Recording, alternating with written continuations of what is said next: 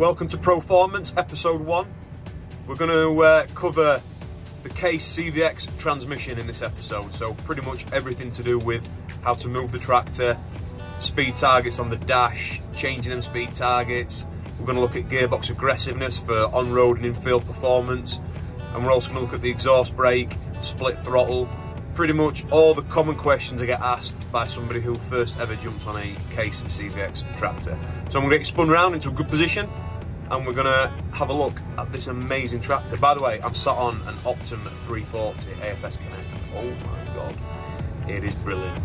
So stay tuned guys, get ready, get your seatbelts on, let's have a look.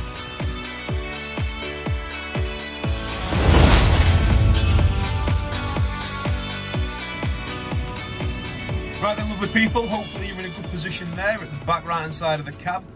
I'm going to start with the basics. Over the left hand side we've got the shuttle lever, which gives you park, forward, reverse and neutral. Over the right hand side here we've got the pillar post display, which shows us all the information we need to go forwards, backwards and choose our different target speeds.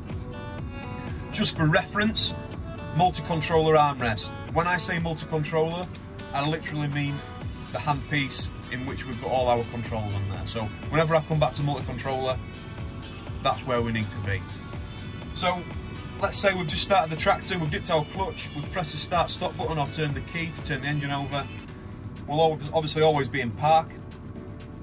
From there, without using my clutch, making sure the multi-controller is pulled fully backwards, I can go into drive. So as you can see on our display now, we've got a tractor with an arrow facing upwards, which means we're in forward position. If I pull back on the shuttle and then down, it puts us into reverse. Really nice feature of the multi-controller is once you've used the shuttle to select a forward speed at the beginning to come out of park, we can then use our forward and reverse buttons on the multi-controller to quickly change from reverse to forwards. So there's no need to lift your hand off of the steering wheel to use your shuttle. Hopefully you can see the dash okay. You can see there we're in F1, and underneath F1 is 5 kilometers. F2 is above it with 15 kilometers, F3 is above that with 56 kilometers. And F1, F2 and F3 are basically different speed target ranges, which you can change on the move, you can change in reverse, you can change in forwards, change stationary. To change the selected target speed, we simply use on our multi-controller the hare and tortoise switch. As you can see there, look, it takes us up to F3, down to F2 and down to F1.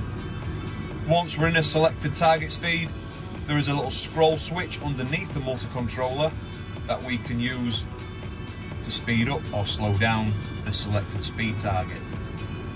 Now what I mean by speed target is literally cruise control. So a lot of people ask me, how do you engage cruise control on a Case CVX transmission? Literally, the further forward you push the controller, the closer it gets to that set target speed. Again, with a foot throttle, the further down you press it, the closer it gets to that target speed. One note to bear in mind is they're always live, both the multi-controller and the foot pedal. There's no little button to switch between foot pedal use and controller use, okay? They're always live, so that's really nice in the field. When you're up and down the fields or on a very long road, you can just push the multi-controller forward to the set speed. When you're ready, press down the foot pedal, pull that back, and then you're in control of your foot pedal. Really, really easy. I'm sure you noticed then when I put the tractor into drive, I'll do it again to put itself into park automatically over a certain period of time. No clutch, no brakes, the tractor's not trying to drive anywhere. It's in a state what we call active hold. And what this means is it won't roll forward, it won't roll backwards, even with a, let's say, a 16-ton trailer on the back on a steep hill. This means less input from the operator, making the tractor much easier to drive. As soon as I start to move my multi-controller forward, as you can see on there, look, it's starting to drive ever so steadily. So I've got so much control with this multi-controller. There's no, you know, with a lever type, pushing it forward, knocking it on, trying to guess where you're going. I am in absolute full control of this tractor down to the slightest ever little speed change. Pull back and it stops. Again, if I'm slightly forward with the multi-controller and I flick the hare switch, it goes into 15k, look into F2, and that's all on the move. So if we were working the field, for example, and we were coming to headlands, there's nothing stopping you setting F1 as a headland turn speed, knocking it down and turning around at that given speed. Really, really easy, all on the move. Pull back again to a stop. Lovely. Going back to the forward and reverse buttons, I can use these while I'm moving. Look, so they will go at about 2k. If I just press backwards, the tractor automatically goes into reverse at the set speed in reverse as well. Look, so we've got R1, R2 and R3. So you can set speeds preset, ready to go forwards. The little F5 look means when I'm going forward it's going to go to 5k, and the little R4 look, when I go into reverse it's going to go to 4k. Lovely. That is the basics of moving the tractor and setting target speeds. A very common question is what I get is, what are these two little levers here to the left hand side of the armrest? The top one is simply an engine limiter, and as I pull that back, I'm hoping you can see on the display there, look, right throttle is limiting the engine speed to, for example there, look, 1630. The lower left lever is simply your engine throttle, so really, really easy to bear in mind when you're using it for PTO work, or you need a certain amount of engine RPM for turning around at headlands to power the hydraulics. We simply move that forward to whatever set given speed we want to move the tractor to. Really easy. Leave them open for general use. It's got full range of the engine then for power down the road and power in the field. If I was doing some heavy land work, I'd probably leave that forward slightly at 1250 RPM, 1300 RPM, just to give the tractor a little bit of bite when you're lifting in and out with your implement. To the right hand side of that is the gearbox aggressiveness button. As you can see there, look, we've got one light lit up, two lights lit up, three lights lit up, and then on these new tractors we've got custom mode, which is one light either side lit up. Press it one more time and you go back to one light. Basically with one light lit up, it's got preset transmission settings in there for the road.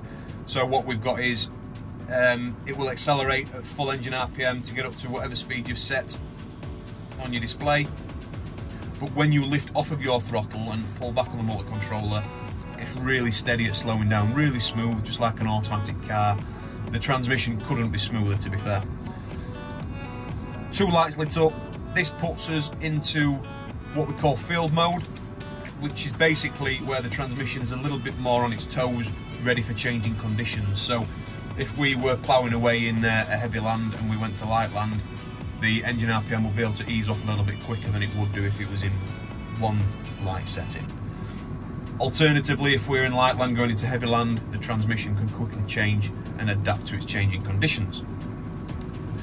Number 3 just enhances that even further, so you'll notice when you're driving it'll rev up even further than that and provide the tractor with full power at any given time. Also reference to the shuttle, so when we're shuttling backwards and forwards without clutching, that light also determines how quickly it shuttles. So if we're on a CVX with a loader on, for example, or we're wanting to go backwards and forwards really quickly, you would leave it in number 3 and the tractor would be really responsive at shuttling forwards and backwards. On the display, we have got engine brake.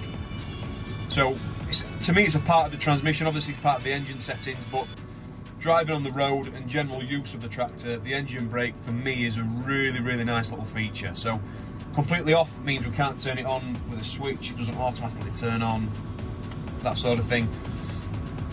In manual mode, we can use our foot switch to engage the engine brake, or we can set a reconfigurable button, such as number 6 down here, to engage that engine brake as and when you need it. In auto mode, as soon as we lift off the accelerator pedal or pull back on the motor controller down the road, it will automatically put on the engine brake to help reduce your forward speed. So if you've got a mounted implement on or you've got a heavy trailer on, it's fantastic for that. Pop it in auto mode and the engine will help you slow down.